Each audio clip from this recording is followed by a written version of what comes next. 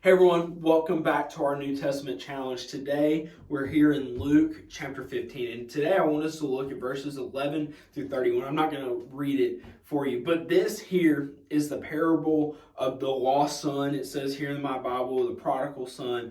It's a story that we all know and we've heard taught over and over again, but it's important because we can learn so much from it. We see two sons here. We see one son who comes to his father and says, "Hey, I want my inheritance now. I know you're still living, but I want what I'm going to get when you die." So he's telling his dad, "Hey, I'd rather have you have your money and have you dead. That's what I want from you. And I'm going to go off." And so first son, he goes off and he squanders all this money. He parties, he spends all his money on these lavish things, lives a great life.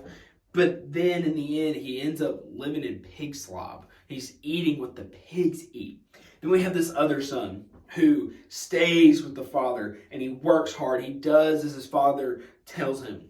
And then we see here in this parable one day. And this one day is when the younger son, the prodigal son, he comes back. He says, "Why am I living in this pig slop when I can go and be in my father's house?" And he knows that he can go back to his father. And we see the story of this prodigal son coming back to his father, and his father sees him from a ways off, and he comes running towards him. And then we see the father rejoicing that his son is home. And we see a father who is so happy to see his son. And we see a brother who is not happy to see his brother. Because the brother there's a party thrown for this brother who has come home. And this brother who has stayed and worked and been faithful to his father, he's saying, "Why are you throwing a party just because your son came home? Like, I've been here all this time and not once have I had a party thrown for me." And this is the thing, oftentimes we can see ourselves in the prodigal son of, "Oh my goodness, I was apart from God and God welcomed me back," or "God welcomed me for the first time." And this is a picture of the gospel.